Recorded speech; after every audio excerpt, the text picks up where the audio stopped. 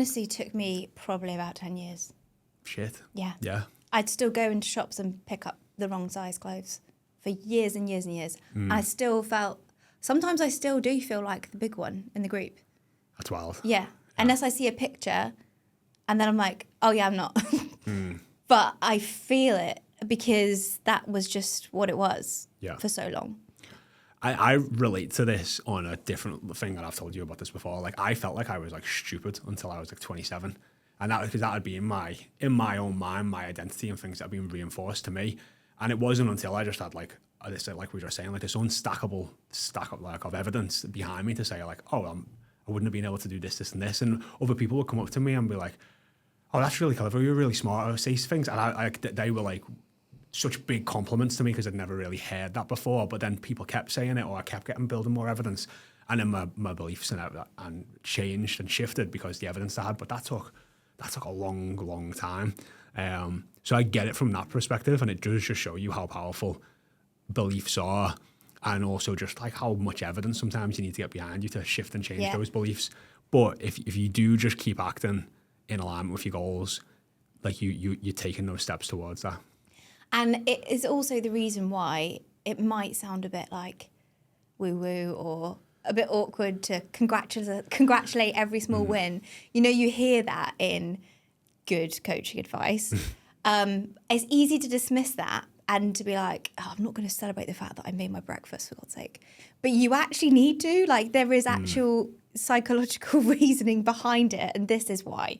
Because it is giving you that evidence that your brain, otherwise it will just gloss over it and it will focus on all the previous identity You have behaviors. to give yourself positive reinforcement. You do. Just think like, from a really simplistic way, like if you come into work and your boss just kept praising you for doing something really well constantly, do you think you're going to be more likely to keep wanting to do that task and getting that praise, or less likely? And then just the other way around, if your boss just kept saying, you're doing a really bad job at that, you just kept negatively, do you think you're going to have more friction towards taking that action because you know you're going to get negative reinforcement? It's like, we can understand it when it's somebody else giving us that feedback, but then when we're doing it to ourselves, we're just like, oh, it doesn't matter. And we're just our own worst critics. And actually, I think because it's so subconscious a lot of the time, we're not aware. I'm sure the ratio is something like 3-1. So your brain will need 3 positive conscious thoughts to outweigh 1 that you're aware of, because there's so many unconscious thoughts that are thinking about your old identity or the negative. So even it's going to feel really OTT, the amount you're going to need to like praise yourself and congratulate yourself. But to make it work, you really have to go that far. And that is why self-sabotage is such a big challenge, because your brain is so powerful.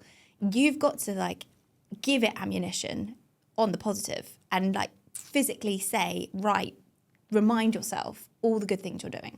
Yeah, it's that's and just for context as well, like it can take months, years sometimes to really start to get that evidence behind you to say like, hey, I've been consistent for like 2 years now. Like, I am a fit and healthy person. Like any time that someone sees me, they know I regularly exercise and work out and look after myself, or have high protein meals, or whatever it is. You know what I mean? Like your friends and your family start to see, they identify you as being a different person, and you can start to then identify yourself as a different person. But it does take time. You know, if you've got 20 years of evidence saying, I've struggled with my weight, I'm the bigger person of the group, this is something that I find, you know, going shopping and picking up large clothes, and now you're buying smaller clothes, like all of these things are kind of just, it's a weird pull, you know what I mean? If you've always been a size 16 and now you're buying a size 10, I don't know if the difference in the UK to the US sizes, but like that can feel so different, just even that, and then telling yourself that. So it takes time, and I think it's giving yourself a bit of grace to accept that it's going to take a bit of time. Let's talk about some more of the reasons why people regain the weight, because there's many, and that's why it's so common. Another one which is kind of more mindset based is people aren't necessarily clear when they go into these weight loss attempts of like why they're doing it.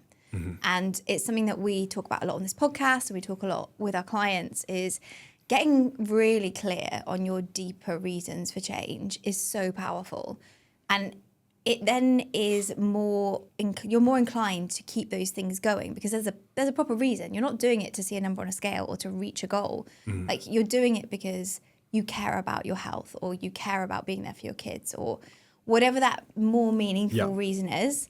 And so when you get to that goal or you get to that end point, that doesn't go away. That's still important to you. And if you've been tapping into it the whole way through, you're much more likely to keep that up. Yeah. There's a great exercise you can do for how to maximize motivation by using your why. It's basically you just get an A4 piece of paper, you draw like a line straight down the middle, and that's you, bang in the middle of that line. And then you draw a line across it like there's a timeline.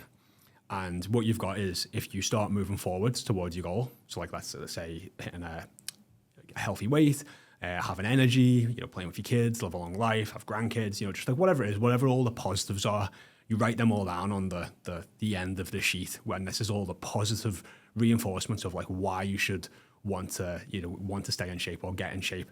And that's great, but like sometimes actually this doesn't motivate people as much as like the negatives. So then on the other side of the sheet, you have to write down, hey, like in 2-3 years, if I continue to live the life I am now, how much more weight would I have gained? How much worse will my habits be? Will the, significant things have happened in my life that have made things worse? And then in front of your sheet, you've got like a very clear example of like, this is where I am. If I'm not going forwards, I'm going backwards. So which way do I want to go? Do I want to go forwards to all the amazing things that my life could be? Or do I want to go backwards to all the negative things that will happen if I continue to live the way I am? And that's like a great exercise to just like do. It helps you get clear on your why.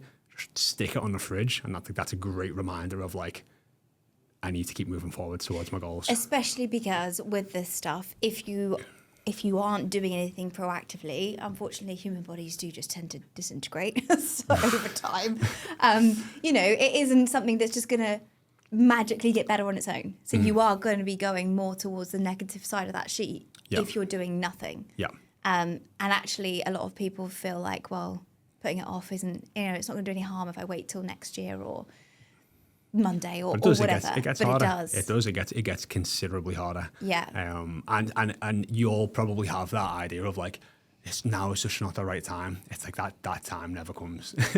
You've got to realize there's never going to be a perfect time and take action regardless. Yeah. And just even if it's small little actions, start moving you positively towards your goals. Because if you had that mindset in that year's time, like, oh, maybe next year will be better. If you'd have just taken those micro steps forward or tiny steps forward over the next year, you'll be closer towards that end goal and you wouldn't have regressed. So actually the progress that you've made may actually not feel like that much. But if you take into account the fact that you didn't regress as well, it's so much more, because if you'd have regressed, it would have taken so much to just get to that tiny bit forward that you've made. Get back to where you were. Yeah, even to get back to where you were. Yeah. I think that's a really powerful visual, actually, and it ties into my next point about why it feels so easy to slip back into old habits and to regain the weight. And that's because many people do this like weight loss or diet or whatever you want to call it as a thing that they do, and they don't necessarily see it as I actually need to change my identity and I need to change my perception of who I am and how I am. And so they go on this diet, but they're in their head, they're still the person who struggles with their weight. They're still the person who's dieted and failed 16 times in the last 10 years. When actually what you need to do is say, I'm now a person who prioritizes my health. I am now a person who is in control of my weight. Yep. And if you've got that visual up on your fridge, I love that concept because you can literally, you've written all these things that you're trying to work towards. If you're doing these actions, there will be days where you're like, oh, I actually am doing some of those things now. And you can start to prove to yourself, oh, I actually am that person who is more active. I am that person who eats healthier. And you have to tell yourself, you have to give your brain that evidence. Otherwise, all it's got is the last 10 years of evidence. And that's what it will repeat to you in your head. You're still that failure. You're still that person who struggles. And so you go back to the habits that prove that your brain is right. Yeah.